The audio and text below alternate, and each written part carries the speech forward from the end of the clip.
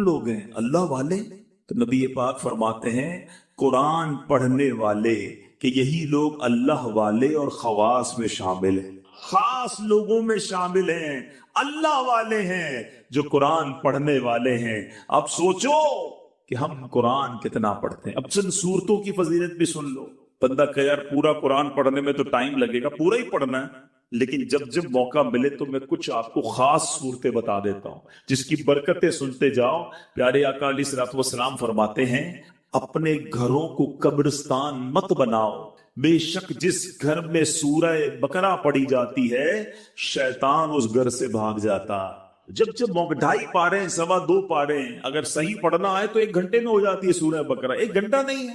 شیطان بھاگ جائے برکتیں آ جائیں گی نا۔ جس گھر میں شیطان ہوگا کدھر سے برکتیں آنی؟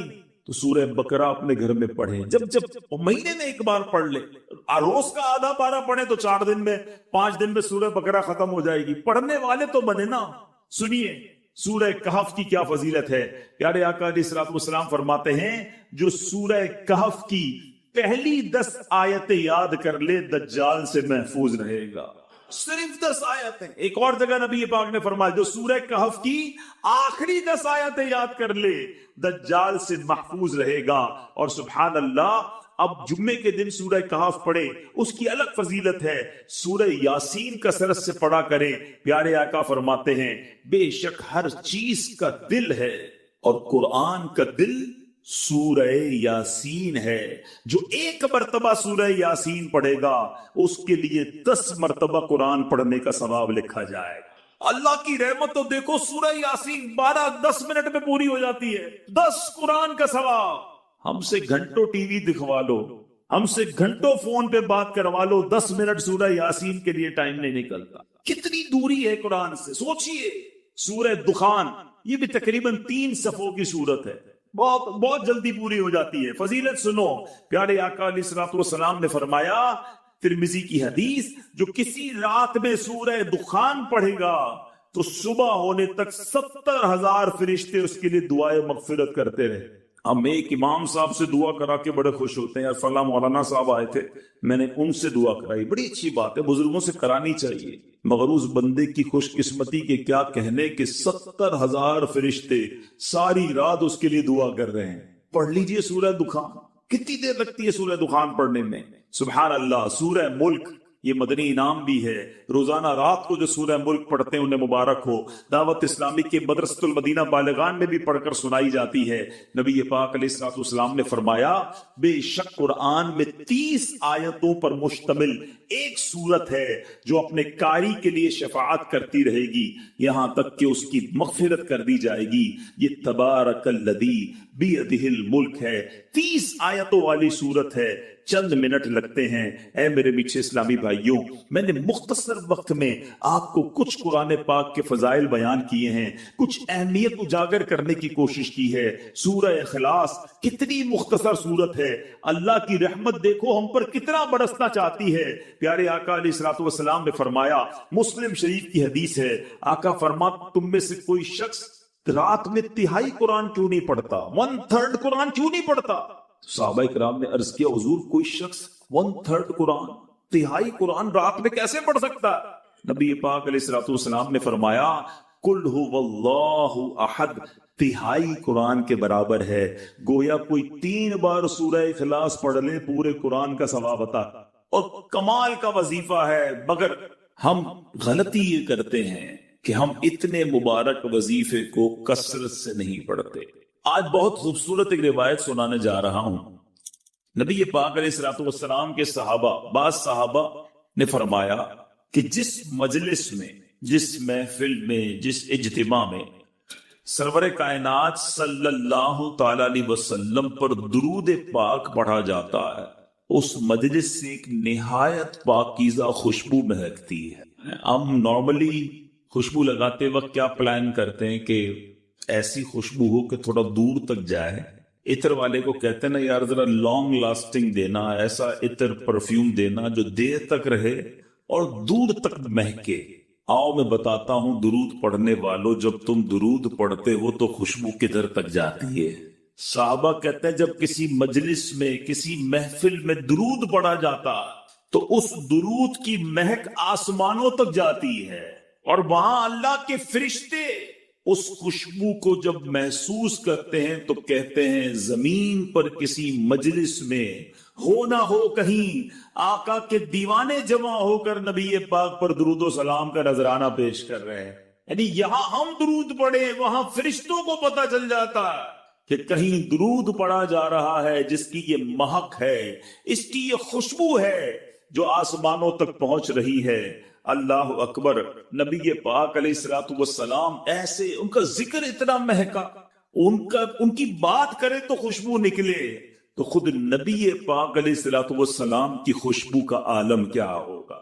میں بڑے بڑے حسین، بڑے اسپیشل لوگوں کی لوگ بات کرتے ہیں، لوگ کہتے ہیں بہت حسین ہے فلاں فلاں جناب، بڑا اس کو لوگ فالو کرتے ہیں، اس کے فینز ہیں، اس کے فالوورز ہیں۔ دنیا داروں کی جو محبت میں گرفتار ہیں، میں ایک سوال کرنا چاہتا ہوں، ساری دنیا میں کوئی کتنا ہی حسین کیوں نہ ہو، اس کے پسینے سے بدبو آتی ہے، ٹھیک ہے نا جناب؟ کوئی کتنا ہی طرح دار کیوں نہ ہو، ایٹیکیٹس والا کیوں نہ ہو، جو بڑا نازک کیوں نہ ہو، مگر جب وہ تھوکتا ہے تو اس کے تھوک سے لوگوں کو گھن آتی ہے۔ nobody like it۔ کس کو تھوک اچھا لگتا؟ میں سرور کائنات علیہ الصلوۃ والسلام کے مبارک چہرے کی بات نہیں کروں گا کہ اس چہرے میں تو رب نے کیسا حسن عطا فرمایا کہ مولانا حسن رضا خان صاحب لکھتے ہیں ایسا تجھے خالق نے طرح دار بنایا، ایسا تجھے خالق نے طرح دار بنایا، یوسف کو تیرا طالب دیدار بنایا، کونین بنائے گئے سرکار کی خاطر، کونین کی خاطر تمہیں سرکار بنایا۔ تو نبی پاک کے مبارک چہرہ انور اور اس کے حسن کی بات آج نہیں کریں گے، پیارے آقا کے ان ہاتھوں کی بات نہیں کریں گے کہ جس طرف اٹھ گئی دم میں دم آ گیا، اس نگاہ عنایت پہ لاکھوں سلام، ہاتھ جس سمت اٹھا غنی کر دیا، موجے بحر سماحت پہ لاکھوں سلام۔ ہم اس کی بھی بات نہیں کریں گے، پیارے آقا کے مبارک دور و نزدیک کے سننے والے وہ کان لالے کرامت پہ لاکھوں سلام، اس کی بھی بات نہیں کرتے، بلکہ ہم صرف ان دو چیزوں کی بات کرتے ہیں کہ جس سے عموماً لوگ دور بھاگتے ہیں۔ میں اور آپ پرفیوم کیوں لگاتے ہیں، عطر کیوں لگاتے ہیں؟ کہ میرے اور آپ کے پسینے سے کسی کو بدبو نہ پہنچے، ایسا ہی ہے نا؟ بندہ اپنے پسینے سے کسی اور کو تکلیف نہ ہو، اچھی بات ہے، سنت کی نیت بھی ہو، اور یہ بھی ساتھ نیت ہو کہ میری وجہ سے کسی مسلمان کو تکلیف نہ ہو، عطر لگانے کا بھی ثواب ملے گا۔ لیکن آج بتاتا ہوں میرے آقا کا پسینہ کیسا تھا، نبی پاک کا لعاب دہن کیسا تھا۔ We just talk about these two things۔ ہم فقط ان دو چیزوں کی آج بات کرتے ہیں، ذرا غور کیجئے۔ باقی نبی پاک کے کمالات تو بیان ہی نہیں کر سکتے نا، بڑے بڑے علماء نے کوشش کی، عاشقوں کے امام نے بھی قلم اٹھایا، جس نے بھی کوشش کی وہ عاجز ہو گیا، حیران ہو گیا۔ کیا خوب لکھتے ہیں اعلیٰ حضرت، سرور کہوں کہ مالک و مولا کہوں تجھے، باغ خلیل کا گل زیبا کہوں تجھے، آقا تیرے تو وصف عیب تناہی سے ہے بری، حیران ہوں میرے شاہ میں کیا کیا کہوں تجھے۔ آج اس شعر کا مطلب بھی تھوڑا سا سمجھ لو۔ عیب تناہی، علماء بیٹھے ہیں ماشاءاللہ، یہ کیا ہے، اس کے پیچھے کیا لکھا ہے اعلیٰ حضرت نے؟ مثال کے طور پہ اگر آج میں آپ سب کو کاغذ بھی دے دوں، قلم بھی دوں، اور کہوں ذرا لکھو کسی پرسنل، جس شخصیت سے آپ پیار کرتے ہیں اس کے اوصاف لکھیں، اس کی خوبیاں لکھیں، آپ لکھنا شروع کریں گے، 10 لکھ دیں گے، 15 لکھ دیں گے، 50 لکھ دیں گے، اس کے بعد آپ مجھے سارے ہی قلم کاغذ واپس دے دیں گے کہ بھائی آپ نے کیا لکھا؟ آپ لکھیں گے بڑا حسین ہے، خوبصورت ہے، ملنسار ہے، مسکراتا ہے، مدد کرتا ہے، خیال کرتا ہے، حوصلہ بڑھاتا ہے۔ 10 15 20 پھر رک جائے گی نا قلم، اسٹاپ۔ آپ کہیں گے جناب یہ جس سے میں پیار کرتا ہوں نا، یہ اس کی تعریف ہے۔ اعلیٰ حضرت کہتے ہیں یہ جو چیز ختم ہو جاتی ہے نا، تعریف رک جاتی ہے، تعریف اینڈ ہو جاتی ہے، یہ بھی تو ایک عیب ہے، تناہی اینڈ ہو جانا۔ اعلیٰ حضرت کہتے ہیں نبی پاک کی ذات وہ ہے جن کے اوصاف ختم ہی نہیں ہوتے ہیں۔ 1400 سال سے زیادہ وقت گزر گیا ہے، آج تک لکھنے والے لکھ رہے ہیں۔ بات ہے کہ پوری نہیں ہو رہی ہے، بات ہے کہ ختم ہی نہیں ہو رہی ہے۔ امام لکھتے ہیں تیرے تو وصف عیب تناہی سے ہیں بری، حیران ہوں میرے شاہ میں کیا کیا کہوں تجھے، لیکن رضا نے ختم سخن اس پہ کر دیا، خالق کا بندہ خلق کا آقا کہوں تجھے۔ تو نبی پاک علیہ الصلوۃ والسلام کی فقط ان دو چیزوں کی بات کرتے ہیں۔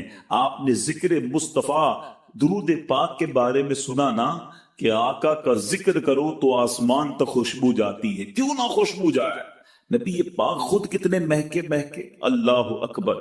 میرے آقا جس گلی سے گزر جاتے ہیں نا، جس گلی سے نبی پاک گزر جاتے وہ سڑک مہک جایا کرتی، وہ گلی خوشبودار ہو جایا کرتی۔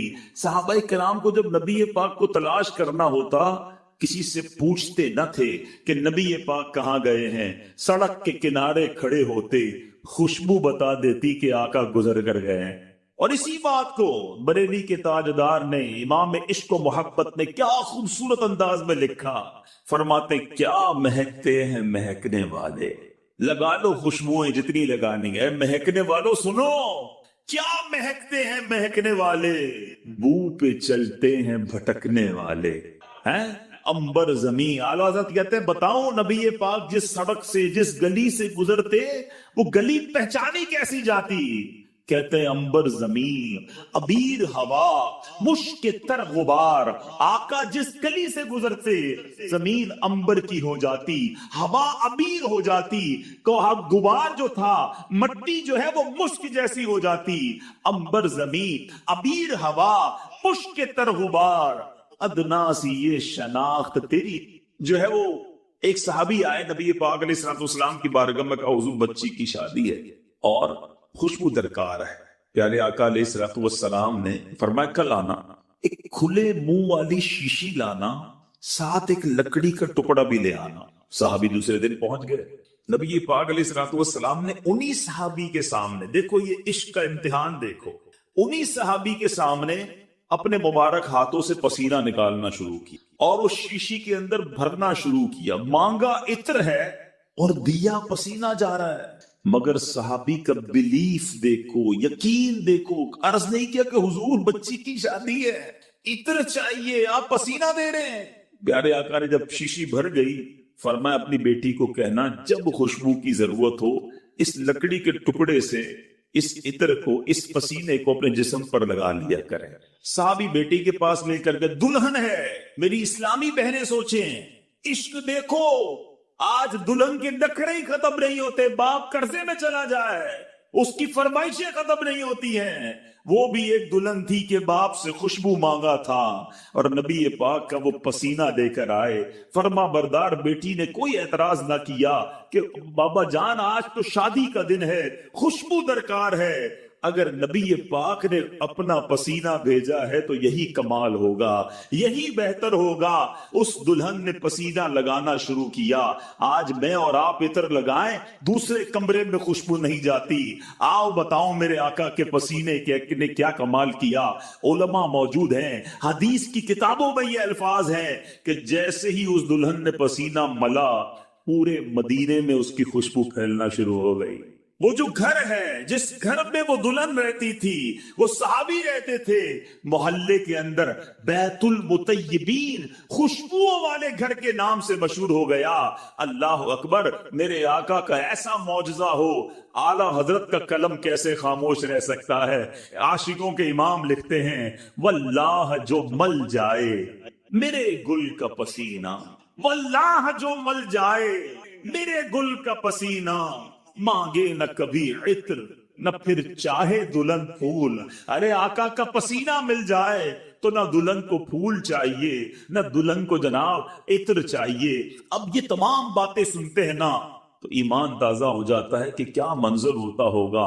آقا جس گلی سے گزرتے ہوں گے صحابہ ہاتھ باندھے باندھے پیچھے چلتے ہوں گے، خوشبوئیں بھی سونگتے ہوں گے۔ 1400 سال پرانی بات ہے، مگر سچی بات بتاؤں آج بھی، ہاں جو مدینے شریف گئے ہیں نا وہ میری بات مانیں گے، آج بھی اگر کوئی عاشق رسول مدینے چلا جائے، نبی پاک کے مبارک تھوک مبارک کی بات کریں، اللہ اکبر، پیارے آقا کی بارگاہ میں اہل مدینہ آتے، دور دور سے لوگ آتے، کہتے حضور ہمارے کنویں کا پانی کھارا ہے، آپ کے یہاں بھی کبھی بورنگ میں کھارا پانی نکل آئے؟ اب تو آرو پلانٹ وغیرہ سنا لگتے ہیں، لیکن پھر بھی ویسا میٹھا نہیں ہوتا۔ سنو صحابہ کے پاس کون سا پلانٹ تھا؟ کھارا کنواں میٹھا کرنا ہوتا تو کہاں جاتے تھے؟ نبی پاک کے در پر آتے تھے، انہیں پتا تھا جو مانگو آقا عطا فرماتے ہیں۔ واہ کیا جود و کرم ہے شہ بتہا تیرا، نہیں سنتا ہی نہیں مانگنے والا تیرا۔ تو آقا علیہ السلام کی بارگاہ میں آئے، آ کر عرض کرتے حضور پانی کھارا ہے، ہمارے کنویں کا پانی کھارا ہے۔ نبی پاک کلی فرما کر، کبھی کلی فرما کر پانی دے دیتے، کبھی خود تشریف لے جا کر کنویں پر کلی فرماتے۔ آقا کا کلی کیا ہوا پانی، کیونکہ اس میں لعاب مصطفیٰ صلی اللہ تعالی علیہ وسلم مل جاتا تھا، جب وہ کنویں میں ڈالا جاتا کھاری کنواں میٹھا ہو جایا کرتا۔ اعلیٰ حضرت لکھتے ہیں نا، جس سے خاری کنویں شیرائے جاں بنے، جس سے خاری کنویں شیرائے جاں بنے، اس زلال حلاوت پہ لاکھوں سلام۔ آقا کی زبان سے جو چیز ٹچ ہو جاتی، جو لعاب لگ جاتا۔ ایک صحابی، ان کا نام ہے حضرت عتبہ بن فرقد رضی اللہ تعالی، آپ کی 4 بیویاں تھیں، 4 ازواج تھیں۔ آپ کی بیویاں، آپ کی ازواج سوچتی کہ حضرت عتبہ خوشبو کون سی لگاتے ہیں، وہ بڑی مہنگی مہنگی خوشبو لگاتی، مگر حضرت عتبہ کی خوشبو سے آگے نہ بڑھ پاتی۔ اور گھر میں بیوی زوجہ تو دیکھ لیتی ہے نا کہ عطر کون سا لگایا جا رہا ہے، وہ کبھی عطر لگاتے بھی نہیں دیکھا۔ ایک بار ایک زوجہ نے آپ سے عرض کی حضور یہ بتائیں آپ خوشبو کون سی لگاتے ہیں؟ ہم ساری مل کر کوشش کرتی ہیں کہ آپ کی خوشبو کے برابر آ جائیں، مگر آپ کی خوشبو بڑی عرفہ و اعلیٰ ہے، آپ بتائیں تو صحیح کون سی خوشبو یوز کرتے ہیں؟ آپ نے فرمایا میں کوئی خوشبو نہیں لگاتا۔ میرا واقعہ بڑا عجیب ہے، فرماتے کہ ایک بار میرے جسم پر آبلے پڑ گئے، اسکن ڈیزیز ہو گئی نا، جسم پر جلد کی بیماری ہو جاتی، آبلے پڑ گئے۔ صحابہ کا کمال یہ، جتنی سیرت پڑھے نا، صحابہ کرام کو جو پرابلم ہوتی تھی ڈاکٹر نہیں نظر آتا تھا، کسی جگہ ایمرجنسی وارڈ میں نہیں جاتے تھے، بلکہ حضرت قتادہ کی آنکھ نکل جاتی، وہ بھی نبی پاک کے پاس ہی آتے۔ حضرت عتبہ بن فرقد کہتے ہیں میں پیارے آقا کے پاس چلا گیا کہ حضور جسم پر آبلے پڑ گئے۔ نبی پاک نے فرمایا کرتا اتار۔ میں نے کرتا اتارا۔ آج اسکن پر، جلد پر کوئی بیماری لگے تو کریم لگائی جاتی ہے، آئنٹمنٹ لگائے جاتے ہیں، بڑے بڑے ڈاکٹر فارمولے لگاتے ہیں۔ نبی پاک نے حضرت عتبہ کا کرتا اتارنے کے بعد اپنا لعاب دہن نکالا، حضرت عتبہ کے جسم پر ملنا شروع کر دیا۔ اپنی زوجہ سے عرض فرماتے ہیں وہ دن ہے، آج کا دن ہے، آبلے تو ختم ہو گئے، ہمیشہ میرا جسم بہکتا ہی رہتا ہے۔ بہت سارے ناظرین کو نہیں پتا ہوگا کہ تصویر فاطمہ ملی کیسے۔ جی ہوا یہی تھا کہ پیارے آقا علیہ السلام کے پاس کچھ خادم اور خادمائیں آئی تھیں، اور مولا علی شیر خدا نے دیکھا کہ خاتون جنت اپنے ہاتھ سے کام کاج کر رہی ہیں، ہاتھ پر نشان بھی اس سے پڑ جاتے ہیں، جسم پر بھی نشان پڑ جاتے ہیں، تو کہا آپ بابا جان سے جا کے کوئی خادم لے لو۔ تو پیارے آقا علیہ السلام کے پاس حاضر ہوئی تو دیکھا کچھ صحابہ بیٹھے تھے، حیا ہوئی کہ میں کیسے سب کے سامنے بات کروں، اب واپس آ گئے۔ پیارے آقا علیہ السلام نے شہزادی کو دیکھ تو لیا تھا، میرے آقا شام تشریف لے آئے گھر میں، اور ارشاد فرمایا تمہارا آنا ہوا۔ میں خلاصہ عرض کر رہا ہوں کہ حضور وہ آپ کے پاس کچھ خادم خادمائیں آئی تھی، میں گھر کے کام کرتی ہوں تو ہاتھ پر چھالے بھی پڑ جاتے ہیں یا جسم پر نشان بھی پڑ جاتے ہیں، تو کونین کے والی صلی اللہ تعالی علیہ وسلم، حالانکہ آپ کی لخت جگر ہیں، احادیث ملتی ہیں کہ آقا فرماتے ہیں فاطمہ میرے جگر کا ٹکڑا ہے، جو اس کو پسند ہے وہ مجھے پسند ہے، یعنی فاطمہ کی ناراضی میں اپنی ناراضی فرما، یعنی اتنا کلوز ریلیشن ایک جگہ تو بیان، کئی جگہ بیان فرما۔ دوسری جگہ بیٹی کہہ رہی ہے کہ میرے ہاتھوں پہ چھالے پڑ جاتے ہیں یا جسم پر نشان پڑ جاتے ہیں، مگر تربیت اولاد پیارے آقا علیہ السلام کا، جس کو کہتے ہیں نا کہ سادگی کا درس، اور کس طرح اپنے ہاتھ سے کام کرنے کو آپ نے ترجیح ارشاد فرمائی، اور آپ نے فرمایا کہ فاطمہ اپنے گھر کے کام کاج اپنے ہاتھ سے کر لیا کرو، اور جب تھک جایا کرو تو 33 بار سبحان اللہ، 33 بار الحمدللہ، 34 ایک روایت کے مطابق 34 بار اللہ اکبر پڑھ لیا کرو، تمہاری تھکن اس سے دور ہو جائے گی۔ خادم نہیں دیا، تھکن دور کرنے کا فارمولہ دے دیا، بلکہ علماء نے تو یہاں تک فرمایا کہ اگر آج بھی کوئی مزدور یا کوئی شخص کام کاج کر کے تھک جاتا ہو نا، اس کو فیل ہوتا ہو کہ مجھے تھکن لگتی ہے، تسبیح فاطمہ پڑھے، اس کی تھکن تھکن دور, سونے سے پہلے پڑھ لے, اس کی تھکن دور ہو جائے گی. لیکن یہاں جو لیسن ملتا ہے اشفاق بھائی, جو آج کے دور کا میں سمجھتا ہوں بڑا امپورٹنٹ میسج ہے, کہ نبی پاک علیہ الصلوۃ والسلام نے اپنی صاحبزادی کو گھر کے کام کاج ہاتھ سے کرنے کا درس دیا. انہوں نے جھگڑا نہیں کیا, انہوں نے کمپلین نہیں کی کہ بابا جان میں تو آپ کی بیٹی, میں آپ کی لخت جگر, آپ میرے سے اتنا پیار کرتے ہیں, خادم آپ کے پاس آئے ہوئے, آپ مجھے کیوں نہیں دے رہے. انہوں نے صبر کیا اور اس کو ایکسیپٹ کیا. جہاں نبی پاک علیہ الصلوۃ والسلام اولاد کے ساتھ برتاؤ کیسا کرنا ہے وہ سیکھنا ہے, وہاں آج ہمیں یہ بھی سیکھنا ہے کہ گھر والوں کا اپنے بڑوں کے ساتھ برتاؤ کیا ہونا چاہیے. حدیث پاک میں آتا ہے جو یہ 5 کام جمعے والے دن کر لے تو اس کی جنت واجب ہو جاتی ہے. اس وقت دیکھیں نا, جنت واجب ہو جانے والا عمل ہے تو زندگی میں کبھی ایک بار تو کریں. اس میں کیا ہے کہ جمعے کے دن روزہ رکھے, جمعہ پڑھے, کسی مریض کی عیادت کرے. یہ 3 کام تو ہم کر سکتے ہیں. کل روزہ سب نے رکھا ہوگا, جمعہ پڑھیں گے, مریض خاندان میں کوئی نہ کوئی مل جاتا ہے, مسجد میں مل جائے. 2 کام ہے, نکاح میں شرکت کرے اور جنازے میں شرکت کرے. اس کے ساتھ ایک چھوٹا سا, میں شاید چہروں پہ مسکراہٹ بھی آئے گی اور بندہ چاہے تو نیکی کیسے ہو جاتی ہے. اچھا مجھے چونکہ کل یہ 4 کام میسر ہیں, نکاح میں نے پڑھانا ہے مدینہ میں, تو اب میں صرف اب اللہ خیر کرے جنازہ مل جائے گا. لیکن ایک بار کیا ہوا کہ ایک مبلغ دعوت اسلامی جو تھے, ان کا, میں اس کی واقعہ بتا رہا ہوں کہ کوشش کرے تو بندہ کیسے مل جاتا ہے اس کا کام, کہ انہوں نے سوچا کہ یار سب کو بیان کرتا رہتا ہوں اور کبھی خود تو یہ کام کیا نہیں, یار چلے ہم بھی کوشش کریں. تو روزہ رکھ کے جمعہ پڑھا, اور فیضان مدینہ میں وہ ہے کیا نام ہے, شفا خانہ ہے, تو وہاں بھی چلے گئے, مریض کی عادت بھی ہو گئی, نکاح پڑھانا تھا, نکاح بھی شرکت ہو گئی.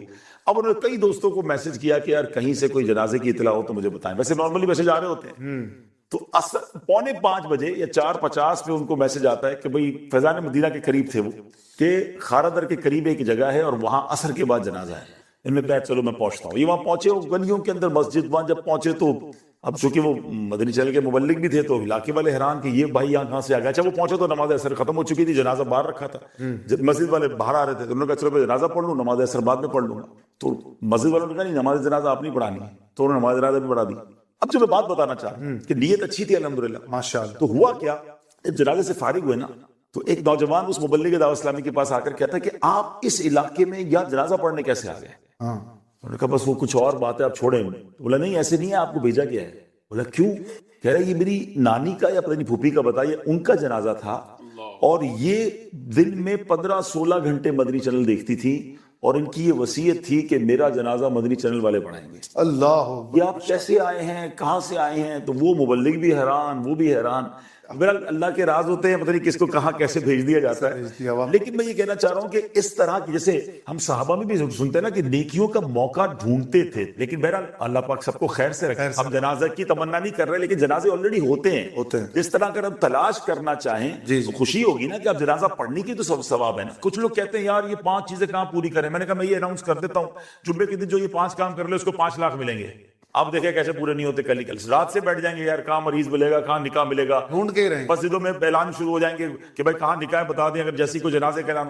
تو جب 5 لاکھ روپے ملے اور 5 کام کرنے کے لیے آپ تیار ہو جاتے ہو, تو یہ تو نبی پاک کا فرمان ہے کہ جنت واجب ہو جاتی ہے. سبحان اللہ, واجب ہو جاتی ہے, اور جمعہ وہ بھی رمضان کا. سبحان اللہ, کوشش کرنی چاہیے. لوگ کہتے ہیں نا ترقی چاہیے, کامیابی چاہیے, برائٹ فیوچر چاہیے. خدا کی قسم, جس کے ماں باپ اس سے راضی ہیں نا, جس کے ساتھ ماں باپ کی دعائیں ہیں, اس کو پھر ترقی سے کوئی نہیں روک سکتا. اس کے بیڑے پار ہی ہونے ہیں, اور ساری دنیا واہ واہ کر رہی, ماں باپ پریشان ہے, وہ برباد ہی ہونا ہے. ماں باپ کو تنگ نہ کرو, بالخصوص ماں کی قدر کرو. ماں کا کوئی نعمت بدل نہیں ہے, اور یہ دعا دے دے تو بندہ کدھر پہنچ جاتا ہے. اچھا پھر آج کل ایک اور ٹرینڈ چلا ہے, کسی بھی طرح کا زندگی میں مقام بڑھ گیا نا, مشہور ہو گیا, اب وہ ماں باپ پر بھی روک جما رہا ہوتا ہے. پتہ نہیں میں کتنا بڑا آدمی ہو گیا ہوں, اب میں آپ کی خدمت کہاں سے کروں گا بھائی, ٹائم ہی کہاں ہے میرے پاس. ان کو کبھی یہ روب مت جمانا. ارے آج اگر کچھ بن بھی گئے ہو نا, یہ انہی کی دعائیں تھی, اور ان کو کہہ رہے ہو بڑا آدمی ہو گیا. حضرت موسیٰ کلیم اللہ علی نبینا علیہ الصلوۃ والسلام, کتنا بڑا مرتبہ ہے. اور آپ نے ایک بار اللہ کریم کی بارگاہ میں عرض کیا, مولا مجھے جنت میں اپنا پڑوسی دیکھنا ہے. ارشاد کیا ہوا کہ اے موسیٰ, جنت میں تیرا جو پڑوسی ہے وہ ایک فلاں علاقے کا کسائی ہے. آپ حیران ہو گئے, آپ نے کہا مولا مجھے ملنا ہے. ایڈریس بتایا گیا, آپ چلے گئے وہاں پر. ایک نوجوان نے دروازہ کھولا, آپ اندر گئے. گھر میں گئے تو 2 بوڑھے ماں باپ, بوڑھی شخصیات تھی.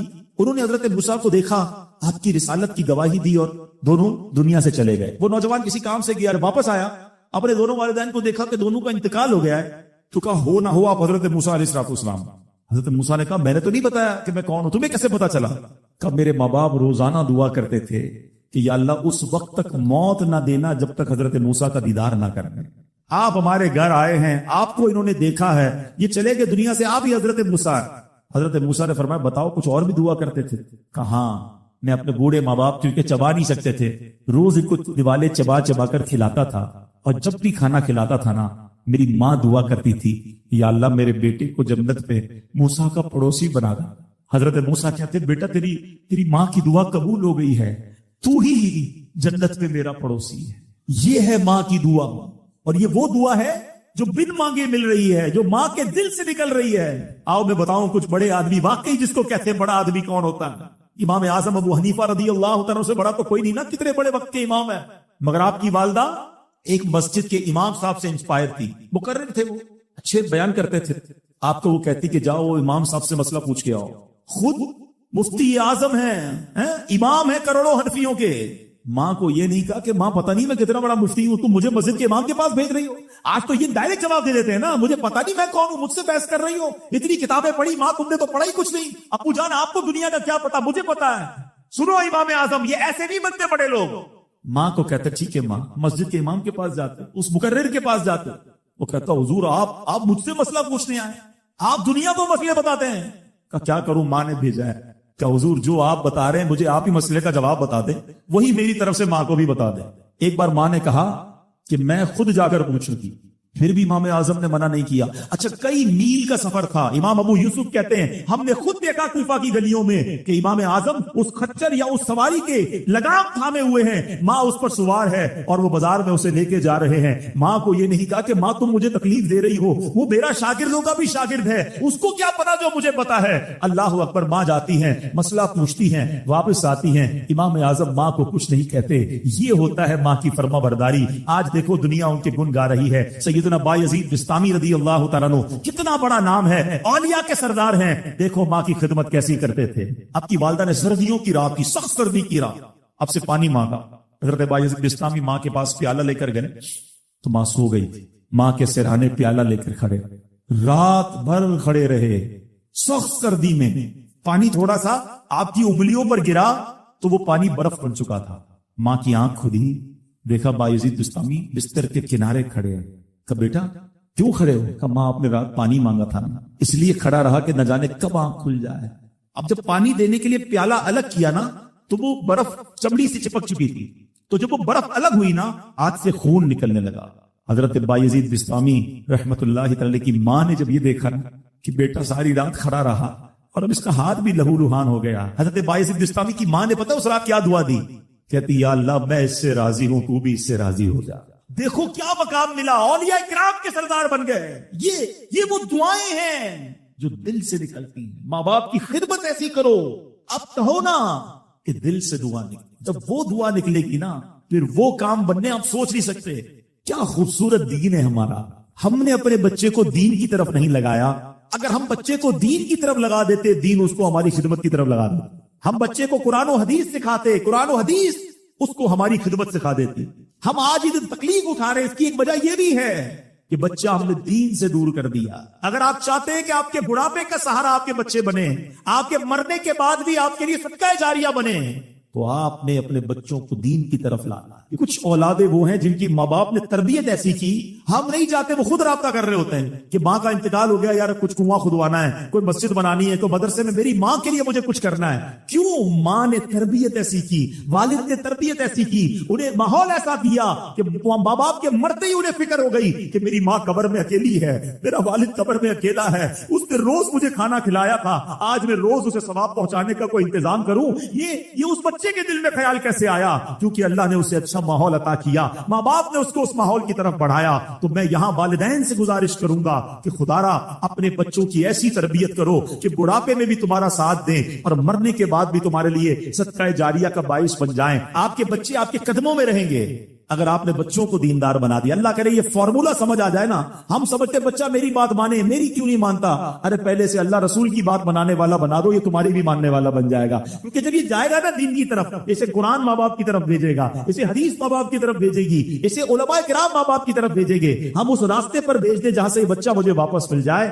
سورہ فاتحہ 100 مرتبہ پڑھ کر جو دعا مانگی جائے وہ قبول ہوتی ہے. سورہ بقرہ کی تلاوت سے شیطان گھر سے بھاگ جاتا ہے. آیت الکرسی پڑھنے سے محتاجی دور ہوتی ہے. سورہ کہف کو ہمیشہ پڑھنے والا دجال کے فتنوں سے محفوظ رہے گا. والدین کی قبر پر ہر جمعہ سورہ یاسین کی تلاوت کرنے سے اس کی حروف کی تعداد کے برابر ان کے گناہ بخش دیے جاتے ہیں. سورہ الدخان پڑھنے سے مشکل دور ہوتی ہے. جو قریب المرگ ہو اس پر سورہ جاسیہ کا دم کرنے سے خاتمہ بالخیر ہوتا ہے. سورہ حجرات کا پڑھنا اور دم کر کے پینا گھر میں خیر و برکت کے لیے مفید ہے. سورہ قاف پڑھنے سے جو باغ ہوتے ہیں ان کے پھلوں میں کثرت ہوتی ہے. سبحان اللہ. سورہ رحمان 11 بار پڑھنے سے تمام مقاصد پورے ہوتے ہیں. سورہ واقعہ جو شخص روزانہ پڑھے گا اسے کبھی فاقہ نہ ہوگا. سورہ ملک کو ہر رات پڑھنے والا عذاب قبر سے محفوظ رہے گا. سورہ مزمل کو 11 بار پڑھنے سے ہر مشکل آسان ہو جاتی ہے. سورہ مدثر کو پڑھ کر حفظ قرآن کی دعا مانگنے سے قرآن کریم کا یاد کرنا آسان ہو جاتا ہے. جو بچے حفظ کر رہے ہیں ان کے لیے زبردست وظیفہ ہے. سورہ النازعات پڑھنے سے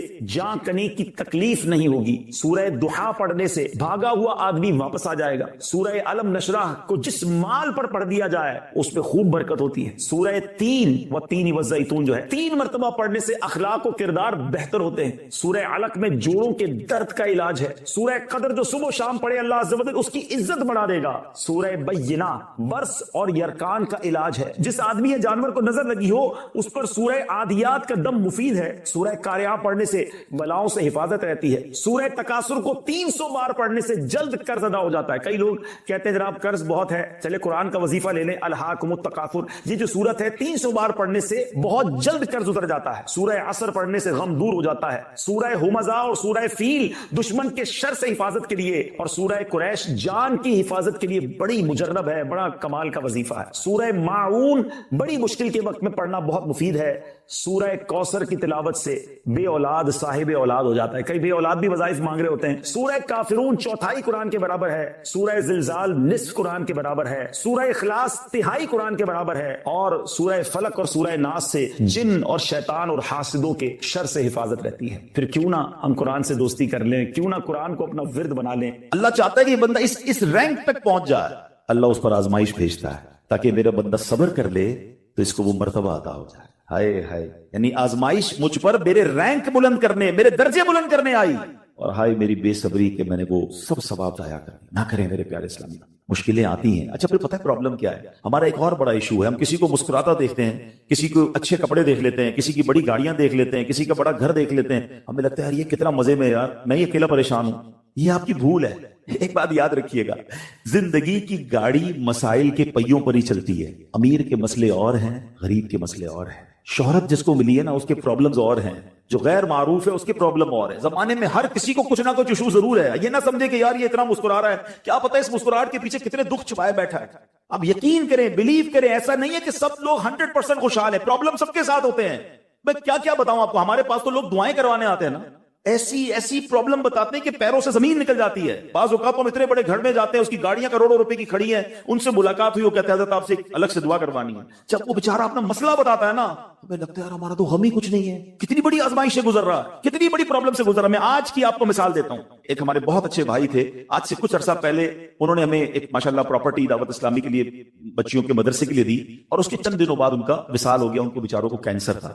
میں ان کے گھر پہ دعا کرنے گیا. ان کے بیٹے نے مجھ سے جب گلے لگانا تو بیٹا رونے لگا. اچھا میں سمجھا کہ بیچارہ اپنے والد کو یاد کر کے رو رہا ہے, ظاہر ہے 16 دن پہلے انتقال ہوا. اندر گئے, دعا کی, اس کے بعد میرے کان میں کہتا ہے کہ عبدالرحیم بھائی اس وقت میری زوجہ ہاسپٹل میں ہے. میں نے کہا کیا ہو گیا؟ کہ میری وائف کو بلڈ کینسر ہو گیا. والد کا کینسر میں انتقال ہوا ہے.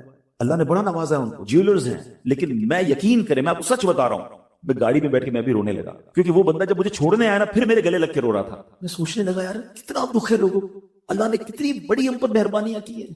اگر مجھے کوئی بڑی بیماری نہیں ہے, میرے بچے میرے ساتھ ہیں, میری فیملی میرے ساتھ ہے, نہیں چاہیے یار دنیا کے سارے اللہ تللے نہ ملے اتنی ساری لگژریز, صحت سے بڑھ کے کچھ نہیں ہے, مگر ہمیں اس کی قدر ہی نہیں ہے, ہمیں اس کی کوئی اہمیت کا اندازہ ہی نہیں. پوچھو ان سے, کروڑوں روپے ہیں مگر علاج نہیں ہو پا رہا, ڈاکٹر بعض اوقات مایوس کر دیتے ہیں. کتنا تکلیف میں لوگ, اور ہم ہیں کہ چھوٹی چھوٹی باتوں پر بے صبری. صبر تو کریں, اللہ کی رضا پر راضی تو رہیں. میں نے آپ کو خاندان نبوت کا واقعہ سنایا, ارے کھانے کو کچھ نہیں ہے, کاش یہ بات ہمیں سمجھ آ جائے اور ہم ہر حال میں اللہ کا شکر ادا کرنے والے بن جائیں. اور ایک اور میں آپ کو بات بتاؤں, ہم جو دنیا والوں کو بتاتے ہیں نا, ہوتا کچھ نہیں ہے اس سے. مت بتایا کرو دنیا والوں کو, صحیح بتاتا ہوں, مت بتایا کرو, اپنے غم مت بتایا, ثواب بھی چلا جاتا ہے. اور بعض اوقات یہ دنیا والے نا ہمارا مذاق بھی اڑاتے ہیں. ہم جب کسی کو اپنا پرابلم بتاتے ہیں نا, ہمارے سامنے تو بڑے اچھے بنتے ہیں کہ اچھا اچھا ٹھیک ہے میں کرتا ہوں کچھ, بعد میں جا کے دنیا میں باتیں کرتے ہیں, آیا تھا میرے پاس, اس کا یہ مسئلہ ہے, ہاں باتیں بڑی کرتا ہے, بڑی پرابلم میں, کیوں بتاؤں میں دنیا والوں. نعت کا شعر ہے نا, کسی کا احسان کیوں اٹھائیں, کسی کو حالات کیوں بتائیں, کیوں بتاؤں میں دنیا والوں کو مجھے کیا غم ہے نا. میرے آقا سلامت رہے ہیں, اللہ کے حبیب علیہ الصلوۃ والسلام ہیں, اور رب عز و جل کی بارگاہ ہے, میں ادھر عرض کروں نا, کسی کا احسان کیوں اٹھائیں, کسی کو حالات کیوں بتائیں.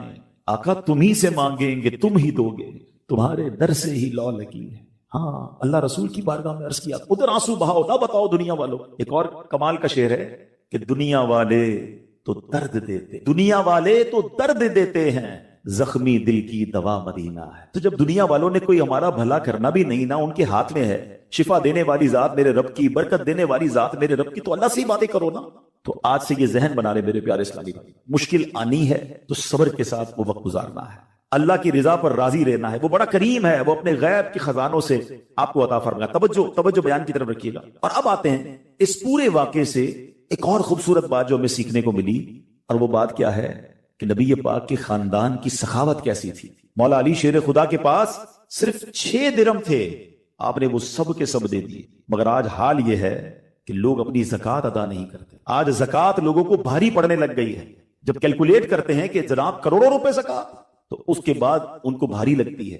نہ کریں ایسا.